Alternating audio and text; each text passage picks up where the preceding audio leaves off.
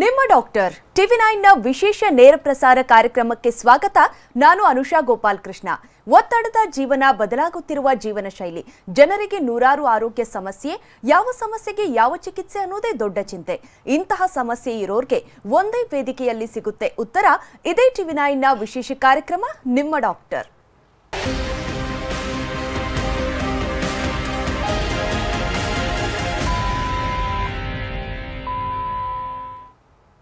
ಬಂಜೆತನ ಇತ್ತೀಚಿನ ದಿನದಲ್ಲಿ ಸಾಮಾನ್ಯವಾಗಿ ಕಂಡುಬರುವಂತಹ ಸಮಸ್ಯೆಗಳಲ್ಲಿ ಒಂದಾಗಿದೆ.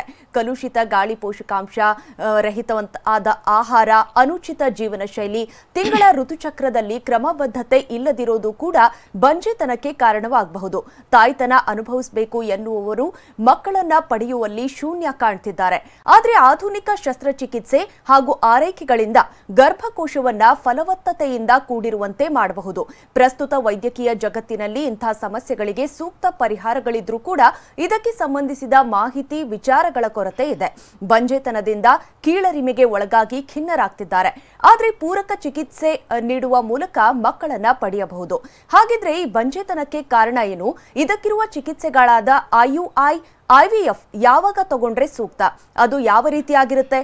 ಯಾವಾಗ IUI ಚಿಕಿತ್ಸೆ ಪಡೆದುಕೊಳ್ಳಬೇಕು ಮತ್ತು IVF ಯಾರಿಗೆಲ್ಲ ಸೂಕ್ತವಾಗಿರುತ್ತೆ? ಹೀಗೆ ಇದೆಲ್ಲದರ ಬಗ್ಗೆ ಮಾಹಿತಿ ಕೊಡೋದಕ್ಕೆ ಇವತ್ತು ನಮ್ಮ ಜೊತೆ ಇದ್ದಾರೆ birth right fertility hospital, Bannerghatta road, ಬೆಂಗಳೂರಿನ ವೈದ್ಯರಾಗಿರುವಂತಹ ಡಾಕ್ಟರ್ ಸುಷ್ಮಾ BR ಅವರು. ಡಾಕ್ಟರ್ ನಮಸ್ತೆ, ಕಾರ್ಯಕ್ರಮಕ್ಕೆ ಸ್ವಾಗತ ನಿಮಗೆ. Thank you.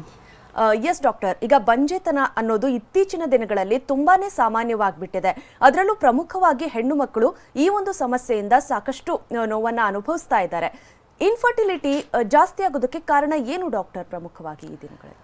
ಇನ್ಫರ್ಟಿಲಿಟಿ ಜಾಸ್ತಿ ಆಗೋದಕ್ಕೆ ಕಾರಣ ಮೇನ್ಲಿ ಲೈಫ್ ಸ್ಟೈಲ್ ಮಾಡಿಫಿಕೇಶನ್ಸ್. ನಾವು ತಿಂತಿರೋ ಆಹಾರ, ಅಡಲ್ಟ್ರೇಷನ್, ಅದೆಲ್ಲದರಿಂದ ಇನ್ಫರ್ಟಿಲಿಟಿ ಜಾಸ್ತಿ ಆಗುತ್ತೆ.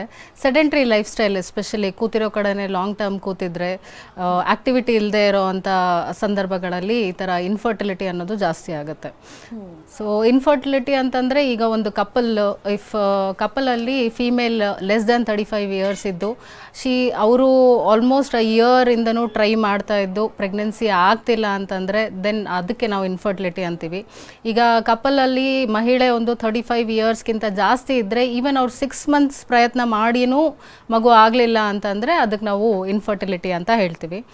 ಅದರಲ್ಲೂ ತುಂಬ ರೀತಿ ಇನ್ಫರ್ಟಿಲಿಟಿ ಇರುತ್ತೆ.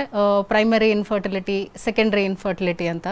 ಪ್ರೈಮರಿ ಅಂತಂದರೆ ಒಂದು ಸತಿನೂ ಅವ್ರು ಪ್ರೆಗ್ನೆನ್ಸಿ ಆಗದೆ ಇರದೆ ಅಂತ ಸಂದರ್ಭ. ಸೆಕೆಂಡ್ರಿಯಲ್ಲಿ ಅವರು ಪ್ರೆಗ್ನೆನ್ಸಿ ಆಗಿರುತ್ತೆ, ಇಲ್ಲ ಅಬೋಷನ್ಸ್ ಆಗಿರುತ್ತೆ, ಅದಾದಮೇಲೆ ಮತ್ತೆ ಕನ್ಸೀವ್ ಆಗೋದಕ್ಕೆ ಅವ್ರಿಗೆ ಪ್ರಾಬ್ಲಮ್ಗಳಾಗ್ತಾ ಇರುತ್ತೆ. ಸೊ ಅದು ಸೆಕೆಂಡ್ರಿ ಇನ್ಫರ್ಟಿಲಿಟಿ. ಸೊ ಅದಲ್ಲದೆ ಮತ್ತೆ ನಮಗೆ ಮೇಲ್ ಇನ್ಫರ್ಟಿಲಿಟಿ, ಫೀಮೇಲ್ ಇನ್ಫರ್ಟಿಲಿಟಿ ಅಂತಲೂ ಇರುತ್ತೆ. ಈಗ ಒಂದು ಮಹಿಳೆ ಎಷ್ಟು ಕಾರಣಕರ್ತಳಾಗಿರ್ತಾಳೆ ಇನ್ಫರ್ಟಿಲಿಟಿ ಆಗೋದಕ್ಕೆ, similarly same percentage even male ಕೂಡ ಕಾರಣಕರ್ತರಾಗಿರ್ತಾರೆ. So it is equal number. ಯಾವಾಗಲೂ ಫೀಮೇಲ್ಸ್ಗೆ ಜಾಸ್ತಿ ಇನ್ಫರ್ಟಿಲಿಟಿ ಆಗುತ್ತೆ, ಮೆನ್ಗೆ ಆಗಲ್ಲ ಅಂತ ಒಂದು ತಪ್ಪು ಭಾವನೆ ಇದೆ. But both are equally responsible. ಅಂದರೆ ಮೇಲಿಗೆ ಎಷ್ಟು ಚಾನ್ಸಸ್ ಇರುತ್ತೆ, ಫಿಮೇಲ್ಗೂ ಅಷ್ಟೇ ಚಾನ್ಸಸ್ ಇರುತ್ತೆ. ಆ್ಯಂಡ್ ಇದು ಎರಡೂ ಬಿಟ್ಟು ಸಮಥಿಂಗ್ ಲೈಕ್ ಅನ್ಎಕ್ಸ್ಪ್ಲೇನ್ಡ್ ಇನ್ಫರ್ಟಿಲಿಟಿ ಅಂತಲೂ ಇರುತ್ತೆ.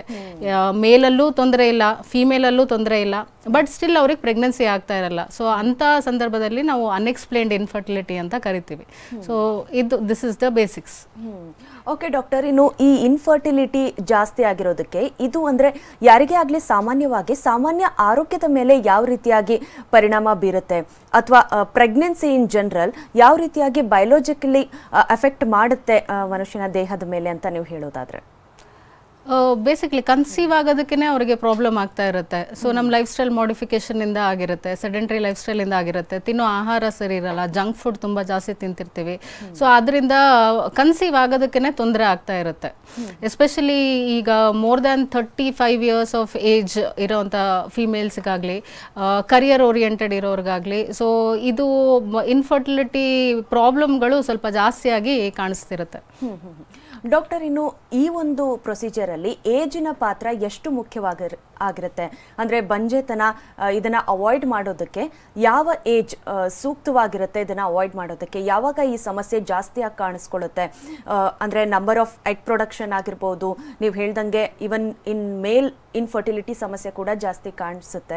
ಸೊ ಹಾಗಾಗಿ ಇದರಲ್ಲಿ ಏಜ್ ಎಷ್ಟು ಪ್ರಮುಖ ಪಾತ್ರ ವಹಿಸುತ್ತೆ ಅಂತ ನೀವು ಹೇಳ್ತೀರಾ ಡಾಕ್ಟರ್? ತುಂಬ ಇಂಪಾರ್ಟೆಂಟು. ಹ್ಯಾಸ್ ಫೀಮೇಲ್ ಏಜ್ ಆಗ್ತಾ ಹೋದಂಗೆಲ್ಲ ಮೊಟ್ಟೆಗಳದ್ದು ನಂಬರ್ಸ್ ಕಡಿಮೆ ಆಗ್ತಾ ಹೋಗುತ್ತೆ. ಈಗ ನಾವು ನಾರ್ಮಲಿ ಲೆಸ್ ದ್ಯಾನ್ 30 ಇಯರ್ಸ್ ಅಂತ ನಾವು ಕನ್ಸಿಡರ್ ಮಾಡಿದ್ರೆ ಎಗ್ದು ನಂಬರ್ ಅರೌಂಡ್ 8 to 10 ನಾರ್ಮಲಿ ಇರಬೇಕು. ಬಟ್ ಹೆಂಗೆ ಏಜ್ ಜಾಸ್ತಿ ಆಗ್ತಾ ಹೋಗುತ್ತೆ ಹಾಗಂಗೆ ಮೊಟ್ಟೆಗಳದ್ದು ಕ್ವಾಲಿಟಿ ಮತ್ತು ಕ್ವಾಂಟಿಟಿ ಎರಡೂ ಕಡಿಮೆ ಆಗ್ತಾ ಬರುತ್ತೆ.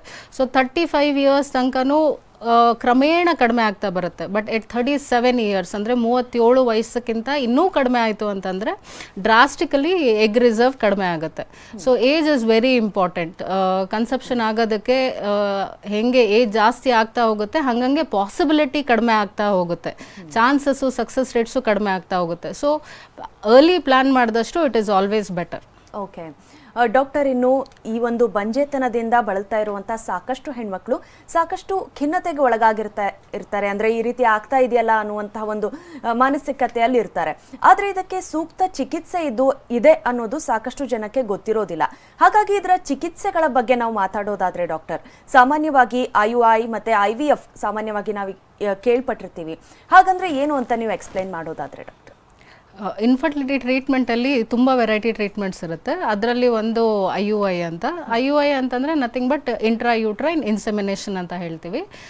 ಇದಕ್ಕಿಂತ ಒಂದು step ahead is IVF. So but ಇದೆಲ್ಲದಕ್ಕಿಂತ ಮುಂಚೆ ನಮಗೇನು ಅರ್ಥ ಆಗಬೇಕು ಅಂತಂದರೆ, ಈಗ ನ್ಯಾಚುರಲ್ ಆಗಿ ಪ್ರೆಗ್ನೆನ್ಸಿ ಆಗೋದಾದರೆ ಏನು ಪ್ರಾಸೆಸ್ ಇರುತ್ತೆ ಅಂತೇಳಿ. So I just explain. ಈಗ ಇದು ನಮ್ಮ ಗರ್ಭಚೀಲದಲ್ಲಿ ಇದು ಅಂಡಾಶಯ ಮತ್ತು ಇದು ಟ್ಯೂಬ್ಸ್. ಈಗ ನಾರ್ಮಲ್ ಆಗಿ ಒಂದು ಫೀಮೇಲ್ಗೆ ಋತುಚಕ್ರ ಆಗ್ತಾ ಇರ್ಬೇಕಾದ್ರೆ ಇಲ್ಲಿಂದ ಪ್ರತಿ ತಿಂಗಳು ಒಂದು ಮೊಟ್ಟೆ ಬರುತ್ತೆ. ಸೊ ಇಲ್ಲಿಂದ ಬಂದಿರೋವಂಥ ಮೊಟ್ಟೆನ ಟ್ಯೂಬ್ ಹಿಡ್ಕೊಂಡು ವೀರ್ಯಾಣು ಇಲ್ಲಿಂದ ಬಂದಮೇಲೆ ಅದೆರಡೂ ಇಲ್ಲಿ ಟ್ಯೂಬಲ್ಲಿ ಸೇರ್ತವೆ. ಸೊ ಅಲ್ಲಿ ಪ್ರೆಗ್ನೆನ್ಸಿ ಆಗಿ ಒಂದು 5 ದಿವಸ ಅಲ್ಲಿ ಬೆಳೆದು ಅದಾದಮೇಲೆ ಅದು ಗರ್ಭಚೀಲದೊಳಗೆ ಬಂದು ಇಲ್ಲಿಂದ ಪ್ರೆಗ್ನೆನ್ಸಿ ಕಂಟಿನ್ಯೂ ಆಗುತ್ತೆ. ಸೊ ಇದು ನಮ್ಮದು ನಾರ್ಮಲ್ ಪ್ರಾಸೆಸ್. ನಾರ್ಮಲ್ ಆಗಿ ಈ ಥರ ಪ್ರೆಗ್ನೆನ್ಸಿ ಆಗುತ್ತೆ. ಬಟ್ ಈಗ ನಾವು ಏನಾದ್ರು ರೀಸನ್ಸಿಂದ ಪ್ರಾಬ್ಲಮ್ ಇದ್ದಾಗ ನಾವೇನು ಮಾಡ್ತೀವಿ ಅಂದರೆ IUI ಅಥವಾ IVF ಅಂತೇಳಿ ನಾವು ಟ್ರೀಟ್ಮೆಂಟ್ ಕೊಡ್ತೀವಿ.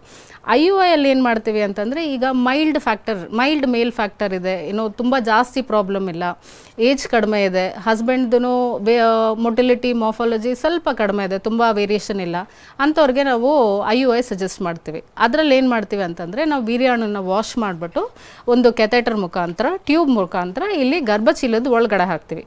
ಸೊ ಅವಾಗ ಏನಾಗುತ್ತೆ ಅಂತಂದರೆ, ಅದು ಟ್ರಾವೆಲ್ ಮಾಡ್ತಿರೋ ಅಂಥ ಡಿಸ್ಟೆನ್ಸು ಕಡಿಮೆ ಆಗುತ್ತೆ. ಆ್ಯಂಡ್ ಮೊಟ್ಟೆ ರೆಡಿ ಇದ್ದಾಗ ನಾವು ಈ ಪ್ರೊಸೆಸ್ ಮಾಡೋದ್ರಿಂದ ಏನಾಗುತ್ತೆ ಅಂದರೆ ಚಾನ್ಸಸ್ ಆಫ್ ಪ್ರೆಗ್ನೆನ್ಸಿ ಇಂಪ್ರೂವ್ ಆಗುತ್ತೆ. ಸೊ ಇದು ಬೇಸಿಕಲಿ IUI. IVF ಅಲ್ಲಿ ನಾವೇನು ಮಾಡ್ತೀವಿ ಅಂತಂದರೆ, ಈಗ ಇರೋವಂಥ ಅಷ್ಟು ಮೊಟ್ಟೆಗಳನ್ನ, ಈಗ ಒಂದು ಫೀಮೇಲ್ಗೆ ಅರೌಂಡ್ 8 to 10 ಮೊಟ್ಟೆ ಇದೆ ಅಂತಂದರೆ ಅಷ್ಟು ಮೊಟ್ಟೆಗಳನ್ನ ನಾವು ಇಂಜೆಕ್ಷನ್ ಮುಖಾಂತರ ಅಷ್ಟನ್ನು ಬೆಳೆಸ್ಬಿಟ್ಟು ಅದನ್ನು ನಮ್ಮ ಇದರಲ್ಲಿ ಲ್ಯಾಬ್ ಒಳಗಡೆ ನಾವು ಅದನ್ನು ಫರ್ಟಿಲೈಸೇಷನ್ ಮಾಡ್ತೀವಿ. ಸೊ ಅದಕ್ಕೆ ಪ್ರೋಸೆಸ್ಗೆ ICSI ಅಂತ ನಾವು ಹೇಳ್ತೀವಿ. ಸೊ ಅದನ್ನು ನಾವು ಭ್ರೂಣ ಮಾಡಿ ನಾವು ವಾಪಸ್ ಗರ್ಭಚೀಲದೊಳಗಡೆ ಟ್ರಾನ್ಸ್ಫರ್ ಮಾಡ್ತೀವಿ. ಸೊ ಇದು IVF. IUI very basic step. IVF a little advanced procedure. Okay doctor, ಇನ್ನು IUIಗೆ ಇದರ ಸಕ್ಸಸ್ ರೇಟ್ ಎಷ್ಟಿರುತ್ತೆ ಅಂತ ನೀವು ಹೇಳೋದಾದ್ರೆ? ಅದೇ ಹೇಳ್ದಂಗೆ IUI ಅಲ್ಲಿ ನಾವು ವೀರ್ಯಾಣುಗಳನ್ನ ವಾಶ್ ಮಾಡಿಬಿಟ್ಟು ಗರ್ಭಚೀಲದಲ್ಲಿ ಹಾಕ್ತೀವಿ. ಸೊ ಇದಕ್ಕೆ ತುಂಬ ಜಾಸ್ತಿ ಕಾಸ್ಟ್ ಏನೂ ಆಗಲ್ಲ, ಬರೀ ವಾಶ್ ಮಾಡಿ ಹಾಕೋದ್ರಿಂದ.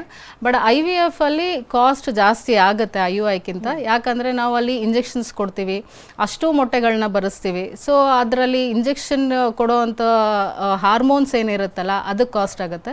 ಸೊ IVF ಅಲ್ಲಿ ಕಾಸ್ಟ್ ಜಾಸ್ತಿ ಆಗುತ್ತೆ, IUIಗೆ ಕಡಿಮೆ ಕಾಸ್ಟಲ್ಲೇ ಆಗುತ್ತೆ.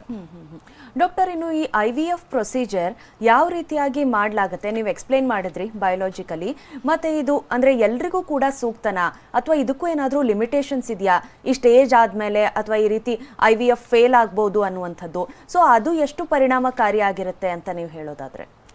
IVFಗೆ ಇಂಡಿಕೇಶನ್ಸು ಏಜ್ ತುಂಬ ಜಾಸ್ತಿ ಆಗಿದ್ದು, ಲೋ AMH ಇತ್ತು ಅಂತಂದರೆ ಫೀಮೇಲಲ್ಲಿ IVF ನಾವು ಮಾಡ್ತೀವಿ.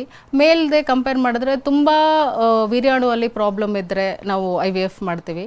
ಟ್ಯೂಬಲ್ಲಿ ಏನಾದ್ರು ಪ್ರಾಬ್ಲಮ್ ಇದ್ದರೆ, ಈಗ ಎರಡೂ ಕಡೆ ಟ್ಯೂಬ್ ಬ್ಲಾಕ್ ಇದೆ ಅಂತಂದರೆ ನಾವು ಅವಾಗ IVF ಆಪ್ಷನ್ ಇರುತ್ತೆ. ಯಾಕಂದರೆ IVF ಅಲ್ಲಿ ನಾವು ಬೈಪಾಸ್ ಮಾಡ್ತೀವಿ ಟ್ಯೂಬಲ್ಲಿ ಆಗ್ತಾ ಇರೋ ಕೆಲಸನ ನಾವು ಹೊರಗಡೆ ಲ್ಯಾಬಲ್ಲಿ ಮಾಡ್ತೀವಿ. ಸೊ ಅದಕ್ಕೋಸ್ಕರ ನಮಗೆ IVF ಮಾಡಿದ್ರೆ ಸಕ್ಸಸ್ ರೇಟ್ಸ್ ಜಾಸ್ತಿ ಆಗುತ್ತೆ. ಸೊ ಹೆಂಗೆ ಏಜ್ ಜಾಸ್ತಿ ಆಗ್ತಾ ಹೋಗುತ್ತೆ ಹಾಗೆ ಸಕ್ಸಸ್ ರೇಟ್ಸ್ನು ಅದ್ರ ಮೇಲೇ ಡಿಪೆಂಡ್ ಆಗಿರುತ್ತೆ. ಈಗ ನಾವು IVF ಅನ್ನು ಎಟ್ ದ ಏಜ್ ಆಫ್ 30 ಮಾಡಿಸ್ಕೊಂಡ್ರೆ ಬೇರೆ ಸಕ್ಸಸ್ ರೇಟ್ಸ್ ಇರುತ್ತೆ, ಎಟ್ ದ ಏಜ್ ಆಫ್ 35 ಮಾಡಿಸ್ಕೊಂಡ್ರೆ ಬೇರೆ ಇರುತ್ತೆ, ಎಟ್ ದ ಏಜ್ ಆಫ್ 40 ಬೇರೆ ಇರುತ್ತೆ. ಸೊ ಹೆಂಗೆ ಮಹಿಳೆದು ಏಜ್ ಆಗ್ತಾ ಹೋಗುತ್ತೆ ಹಾಗೆ ಸಕ್ಸಸ್ ರೇಟ್ಸ್ನು ಕಡಿಮೆ ಆಗ್ತಾ ಬರುತ್ತೆ. ಡಾಕ್ಟರ್, ಇನ್ನು IUI ಎಷ್ಟು ಸಲ ಬೇಕಿದ್ರೂ ಮಾಡಿಸ್ಕೊಳ್ಬೋದಾ? ನೀವು ಆಗ್ಲೇ ಹೇಳ್ದಂಗೆ ಪ್ರೈಮರಿ ಅಂಡ್ ಸೆಕೆಂಡರಿ ಇನ್ಫರ್ಟಿಲಿಟಿ ಅಂತ ಆಗುತ್ತೆ. ಈಗ 1-2 ಮಕ್ಕಳಾದ್ಮೇಲೆ ಕೂಡ ಆವಾಗ ಇನ್ಫರ್ಟಿಲಿಟಿ ಕಾಡಿದ್ರೆ IUI ಮಾಡಿಸ್ಕೊಳ್ಬೋದಾ? ಅದು ಎಷ್ಟು ಪರಿಣಾಮಕಾರಿಯಾಗಿರುತ್ತೆ? IUI ಅಂದರೆ ಫೀಮೇಲಲ್ಲಿ ಮೈಲ್ಡ್ ಇಶ್ಯೂಸ್ ಏನಾದ್ರು ಇದೆ, ಮೇಲಲ್ಲಿನೂ ಮೈಲ್ಡ್ ಇಶ್ಯೂಸ್ ಇದೆ ಅಂತಂದರೆ ನಾವು IUI ಮಾಡ್ತೀವಿ. ಎಷ್ಟು ಸತಿ ಮಾಡಿಸ್ಕೋಬೋದು ಅಂತಂದರೆ ಇಟ್ ಏಜ್ ಮೇಲೆ ಡಿಪೆಂಡ್ ಆಗುತ್ತೆ, ಯಾವ ಕಾರಣಕ್ಕೋಸ್ಕರ ಮಾಡ್ತಾ ಇದ್ದೀವಿ ಅದ್ರ ಮೇಲೆ ಡಿಪೆಂಡ್ ಆಗುತ್ತೆ. ಈಗ ಒಂದು ಸತಿ ನಾವು IUI ಮಾಡಿದ್ದೀವಿ ಅಂತಂದರೆ ಯಾಕೆ ಫೇಲ್ಯೂರ್ ಆಯಿತು ಅದೂ ಈಕ್ವಲಿ ಇಂಪಾರ್ಟೆಂಟ್ ಇರುತ್ತೆ. ಸೊ ಕಾರಣಗಳ ಪ್ರಕಾರ ನಮ್ಮದು ಟ್ರೀಟ್ಮೆಂಟ್ ಇರುತ್ತೆ. ಸೊ ಈಗ ಒಂದು 3 to 4 ಟೈಮ್ಸ್ ನಾವು IUI ಮಾಡಿದ್ದೀವಿ ಆಲ್ರೆಡಿ, ಅದಾದಮೇಲೆನೂ ಸಕ್ಸಸ್ ಬಂದಿಲ್ಲ ಅಂತಂದರೆ ಆವಾಗ ಸಕ್ಸಸ್ ರೇಟ್ಸು ಕಡಿಮೆ ಆಗ್ತಾ ಹೋಗುತ್ತೆ. 6ಕ್ಕಿಂತ ಜಾಸ್ತಿ ಟೈಮ್ ನಾವು IUI ಮಾಡಿದ್ರೆ ಅದರಲ್ಲಿ ಸಕ್ಸಸ್ ರೇಟ್ಸ್ ಡಿಟೀರಿಯೇಟ್ ಆಗ್ತಾ ಹೋಗುತ್ತೆ. ಸೊ 3-4ಕ್ಕಿಂತ ಜಾಸ್ತಿ ಮಾಡಿದಷ್ಟು ನಮಗೆ ಚಾನ್ಸಸ್ ಕಡಿಮೆ ಆಗುತ್ತೆ. ಡಾಕ್ಟರ್, ನೀವು ಹೇಳಿದ್ರಿ ಇದು IUI ಒಂದು ರೀತಿಯಾಗಿ ಪ್ರೈಮರಿ ಸ್ಟೇಜ್ ಅಂದರೆ ಮೊದಲು ಪ್ರಯತ್ನ ಮಾಡುವಂಥದ್ದು ಅಂತ. ಈಗ IVFಗೆ ಪೇಷಂಟ್ಗೆ ನೆಸಸರಿ ಇದೆ IVF ಅನ್ನೋದು ಗೊತ್ತಾಗೋದು ಯಾವಾಗ? ಮತ್ತೆ ಅದನ್ನ ಪೇಷಂಟ್ಸ್ ಡಿಸೈಡ್ ಮಾಡ್ಬೋದಾ ಅಥವಾ ಯಾವ ಫ್ಯಾಕ್ಟರ್ಸ್ನ ಕನ್ಸಿಡರ್ ಮಾಡಿ IVFನ ಆಯ್ಕೆ ಮಾಡ್ಕೊಳ್ಬಹುದು ಡಾಕ್ಟರ್? IVFಗೆ ಮಹಿಳೆ ಏಜ್ ತುಂಬ ಇಂಪಾರ್ಟೆಂಟು ಫಸ್ಟ್ ಥಿಂಗ್. ಅದಾದಮೇಲೆ ಅವ್ರಿಗೆ AMH ಅಂತೇಳಿ ಒಂದು ಬ್ಲಡ್ ಟೆಸ್ಟ್ ಮಾಡಿಸ್ತೀವಿ ನಾವು, ಅದೂ ತುಂಬ ಇಂಪಾರ್ಟೆಂಟು. ಈಗ AMH ನಾರ್ಮಲಿ ಒಂದು 2ಕ್ಕಿಂತ ಜಾಸ್ತಿ ಇರುತ್ತೆ, ಅದಕ್ಕಿಂತ ಕಡಿಮೆ ಇದೆ ಅಂತಂದರೆ ಆವಾಗ IVF ಅನ್ನೋದು ಬರುತ್ತೆ. ಮೇಲ್ ಫ್ಯಾಕ್ಟರ್ ಆಗಿ ನೋಡೋದಾಯಿತು ಅಂತಂದರೆ ಈಗ ವೀರ್ಯಾಣುಗಳದ್ದು ಮಾರ್ಫಾಲಜಿ ಕಡಿಮೆ ಇದೆ, ಮೊಟಿಲಿಟಿ ಕಡಿಮೆ ಇದೆ ಅಂದಾಗ ಆವಾಗ ನಾವು IVF ಸಜೆಸ್ಟ್ ಮಾಡ್ತೀವಿ. ಸೊ ಏಜ್ ಈಸ್ ಒಂದು ತುಂಬ ವೆರಿ ಇಂಪಾರ್ಟೆಂಟ್ ಫ್ಯಾಕ್ಟರ್. ಡಾಕ್ಟರ್, ಇನ್ನು ಇದಕ್ಕೆ ಸಂಬಂಧಪಟ್ಟ ಪೊಟೆನ್ಷಿಯಲ್ ರಿಸ್ಕ್ಸ್ ಅಥವಾ ಕಾಂಪ್ಲಿಕೇಶನ್ಸ್ ಏನಾದರೂ ಇದೆಯಾ? ಈ ಒಂದು ಪ್ರೊಸೀಜರ್ಸ್ ಬೇರೆ ರೀತಿಯಾಗಿ ಹೆಲ್ತ್ ಮೇಲೆ ಏನಾದರೂ ಪ್ರಭಾವ ಬೀರಬಹುದಾ ಅಂತ? IUI ಅಲ್ಲಿ ತುಂಬ ಕಡಿಮೆ ಇಂಜೆಕ್ಷನ್ಸು, ತುಂಬ ಕಡಿಮೆ ಮೆಡಿಸಿನ್ಸ್ ಕೊಡ್ತೀವಿ. ಸೊ ಅದಕ್ಕೆ ನಮಗೆ ಸೈಡ್ ಎಫೆಕ್ಟ್ಸ್ ಅಂತ ಮೇಜರಾಗಿ ಏನೂ ಇರಲ್ಲ. ಬಟ್ ಯಾವುದೇ ಮೆಡಿಸಿನ್ ಆಗಲಿ ವಿತೌಟ್ ಸೈಡ್ ಎಫೆಕ್ಟ್ಸ್ ಬರೋದಿಲ್ಲ, ಮಿನಿಮಮ್ ಸೈಡ್ ಎಫೆಕ್ಟ್ಸ್ ಎಲ್ಲದಕ್ಕೂ ಆಗೇ ಆಗುತ್ತೆ. IVF ಅಲ್ಲಿ ನಾವು ಸೆಕೆಂಡ್ ಡೇಯಿಂದನೇ ಹಾರ್ಮೋನ್ಸ್ ಕೊಡ್ತೀವಿ. ಕೊಡ್ತಿರೋಂಥ ಹಾರ್ಮೋನ್ಸ್ ಯಾವುದು ಹೊಸ್ತಲ್ಲ, ಅದು ಆಲ್ರೆಡಿ ನಮ್ಮ ದೇಹದಲ್ಲಿದೆ. ಅದನ್ನು ನಾವು ಸ್ವಲ್ಪ ಸೆಕೆಂಡ್ ಡೇಯಿಂದನೇ ಸ್ಟಾರ್ಟ್ ಮಾಡ್ತೀವಿ, ಅದು ಕ್ರಮೇಣ ಬರೋದ್ರ ಬದಲು ಸೆಕೆಂಡ್ ಡೇಯಿಂದ ಸ್ಟಾರ್ಟ್ ಮಾಡ್ತೀವಿ. So major side effects because of treatment ಅಂತ ಏನೂ ಆಗೋದಿಲ್ಲ. ಆ ಹಾರ್ಮೋನ್ಸ್ ಎಲ್ಲ ಆಲ್ರೆಡಿ ನಮ್ಮ ಬಾಡಿಯಲ್ಲಿ ಇರೋದ್ರಿಂದ ನಮಗೆ ತುಂಬ ಕಾಂಪ್ಲಿಕೇಶನ್ಸ್ ಅಂತ ಆಗಲ್ಲ, ರಿಸ್ಕ್ ಆಗಲ್ಲ.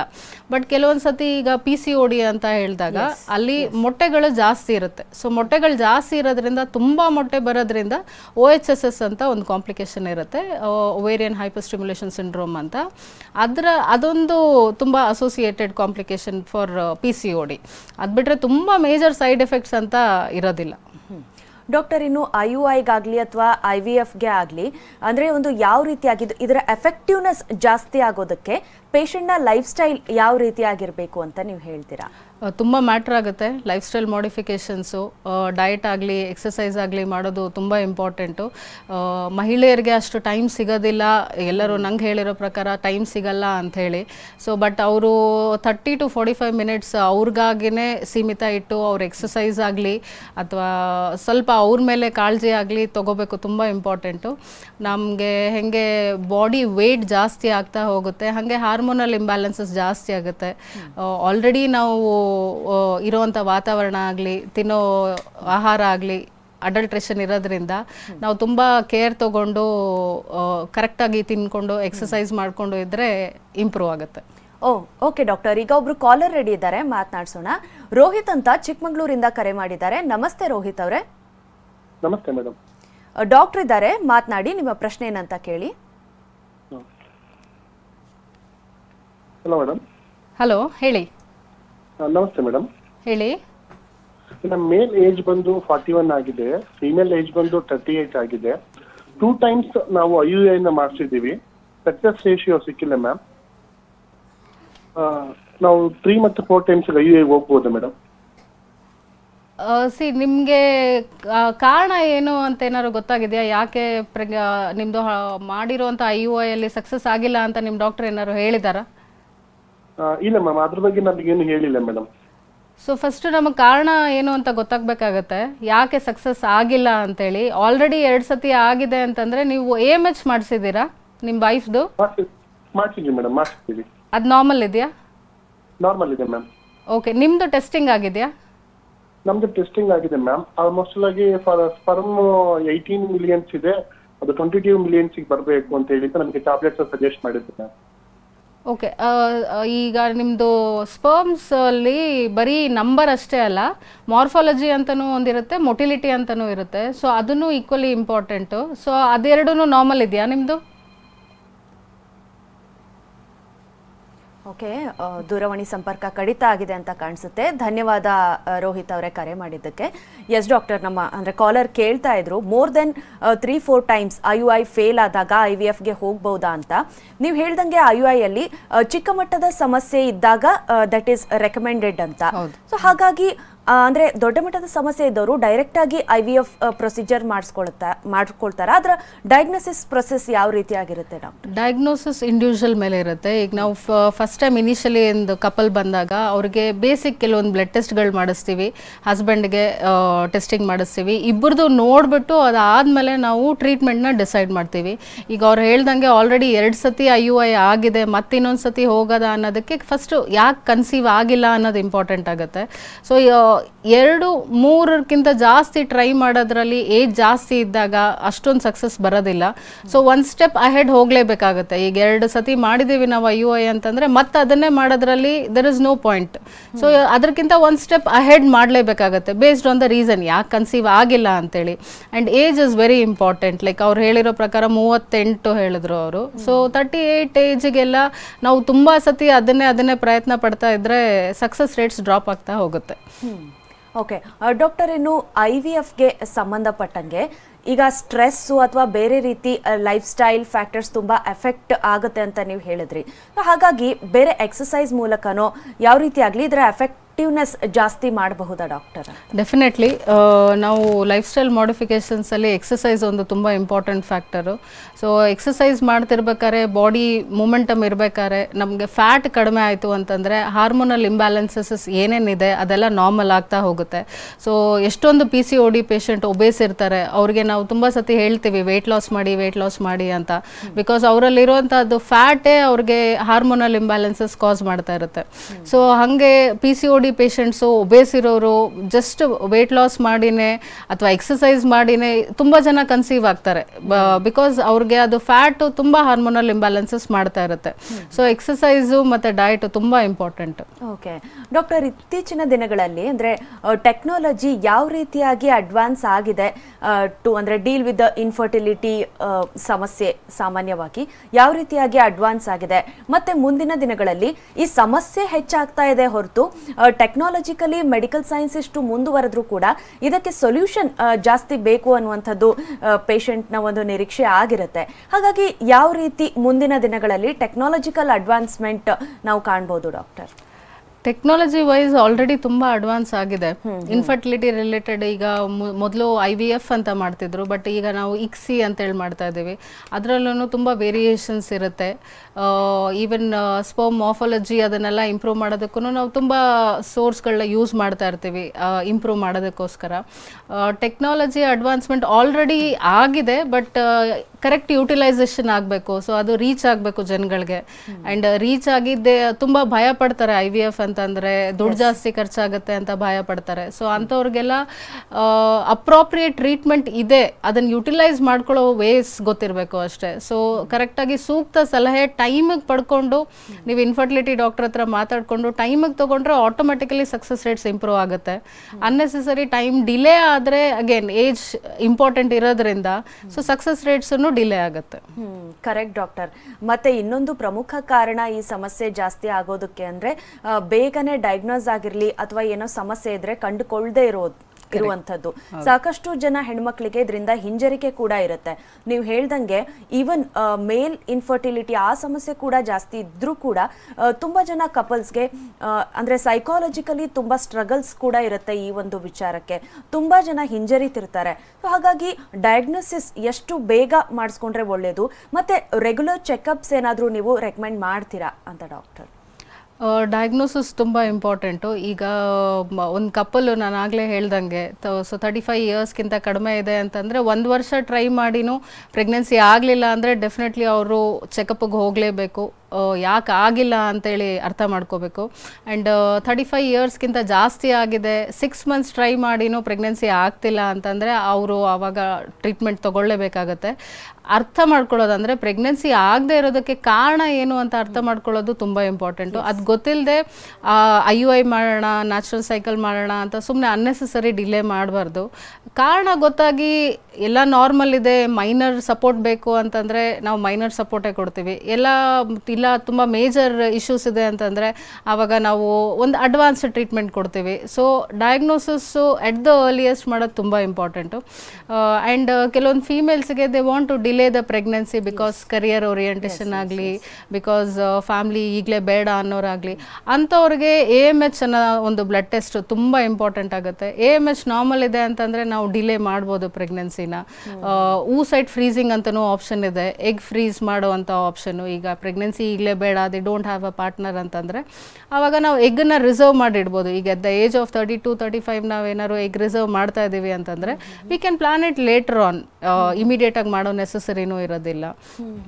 ಇಲ್ಲ already they are married but they don't want to conceive ನಾವು, ಅವ್ರಿಗಿನ್ನ ಟೈಮ್ ಬೇಕು ಅಂತಂದರೆ ಆವಾಗ ನಾವು ಎಂಬ್ರಿಯೋನೂ ಫ್ರೀಸ್ ಮಾಡೋ ಆಪ್ಷನ್ ಇರುತ್ತೆ. ಸೊ ಫ್ರೀಸ್ ಮಾಡಿಟ್ಟು ಆಮೇಲೆ ಲೇಟರ್ ಆನ್ ಈ ಕರಿಯರಲ್ಲಿ ಓಕೆ ಗೋಲ್ಸ್ ಎಲ್ಲ ಅಚೀವ್ ಆಯಿತು, ಹಾಗೆ ಓಕೆ ನಾವು ರೆಡಿ ಫಾರ್ ದ ಫ್ಯಾಮ್ಲಿ ಅಂತಂದಾಗ ಆವಾಗ we can utilise the same embryos and plan for pregnancy. So ಈ ಥರ ಅಡ್ವಾನ್ಸ್ಡ್ ಟ್ರೀಟ್ಮೆಂಟ್ಗೆ ಫಸ್ಟ್ ಡಯಾಗ್ನೋಸಿಸ್ ಏನು ಮಾಡಬೇಕು, ಯಾಕೆ ಆಗಿಲ್ಲ ಅನ್ನೋ ಡಯಾಗ್ನೋಸಿಸ್ ತುಂಬ ಇಂಪಾರ್ಟೆಂಟ್. ಅದು ಕಾಮನ್ ಡಾಕ್ಟರ್, ಅಂದರೆ ತುಂಬ ಒಳ್ಳೆ ಪಾಯಿಂಟ್ ಅದು. ಯಾಕಂದರೆ ಸಾಕಷ್ಟು ಜನ ಹೆಣ್ಮಕ್ಳಿಗೆ ಕರಿಯರ್ ಓರಿಯೆಂಟೆಡ್ ಕರೆಕ್ಟ್ ಟೈಮ್ಗೆ ಪ್ಲ್ಯಾನ್ ಮಾಡೋದಕ್ಕೆ ಆಗೋದಿಲ್ಲ. ತುಂಬ ಜನ ಅಂದರೆ ಈಗ ಸಮಾಜದಲ್ಲಿ ಈಗ ಬೇರೆ ಯಾರೋ ಅಂದರೆ ಆ ವಯಸ್ಸಿಗೂ ಮಕ್ಕಳು ಆಗ್ತಾ ಇದೆ, ಯಾರೋ ಹೀರೋಯಿನ್ನೋ ಮಾಡೆಲ್ ಅವರನ್ನು ನೋಡಿಕೊಂಡು ತುಂಬ ಜನ ಹೆಣ್ಮಕ್ಳಿಗೆ ಅಲ್ಲಿ ಒಂದು ಮಿಸ್ಕನ್ಸೆಪ್ಷನ್ ಬರುತ್ತೆ. ಅಂದರೆ ಅದು ಎಲ್ಲರ ಕೇಸಲ್ಲೂ ಸೇಮ್ ಆಗಿರೋದಿಲ್ಲ ಅಂತ. ಸೊ ನೀವು ಹೇಳಿದ ಕಂಡೀಷನ್ ಅಂದರೆ ಈಗ ಎಂಬ್ರೋಯೋ ಫ್ರೀಸ್ ಮಾಡಿ ಇಡೋದಾಗಿರ್ಬೋದು, ಅದು common doctor? If they are married, ಮದುವೆ ಆಗಿದೆ ಅಂತಂದರೆ embryo freezing option is a good option career oriented ವುಮೆನ್ಗೆ. If they are not married ಅಂತಂದರೆ oocyte freezing is also an option. ಅಂದರೆ ನಾವು ಎಗ್ಗಳನ್ನ ಮೊದಲೇ ಫ್ರೀಸ್ ಮಾಡಿ ಇಡ್ತೀವಿ. ಸೊ ಆವಾಗ ಪ್ರೆಗ್ನೆನ್ಸಿ ಮುಂದೆ ಅವ್ರು ಪ್ಲ್ಯಾನ್ ಮಾಡಿದಾಗ ಆವಾಗ we can utilise the same eggs. Already married ಇದ್ದರೆ embryo freezing is the best option. They can delay the pregnancy. ಈಗ ನಾವು 32ಕ್ಕೆ ನಾವು ಎಂಬ್ರಿಯೋಸ್ನ ಫ್ರೀಸ್ ಮಾಡಿದ್ದೀವಿ ಅಂತಂದರೆ ಅದನ್ನು ನಾವು later on any years later on ನಾವು ಟ್ರಾನ್ಸ್ಫರ್ಗೆ ಪ್ಲಾನ್ ಮಾಡ್ಬೋದು. So yes, thank you so much doctor. ಇಷ್ಟೊತ್ತು ಸಾಕಷ್ಟು ಮಾಹಿತಿಯನ್ನು ಹಂಚ್ಕೊಂಡ್ರಿ ನಮ್ಮ ಜೊತೆ. ಧನ್ಯವಾದ ನಿಮಗೆ. Thank you. ಎಸ್, ಇನ್ನು ಡಾಕ್ಟರನ್ನ ನೇರವಾಗಿ ಭೇಟಿ ಮಾಡೋದಕ್ಕೆ ಅಡ್ರೆಸ್ ಪ್ಲೇಟ್ ಇಂತಿದೆ. Birth right fertility hospital, Bannerghatta ರಸ್ತೆ, ಬೆಂಗಳೂರು. ದೂರವಾಣಿ ಸಂಖ್ಯೆ 8884155227.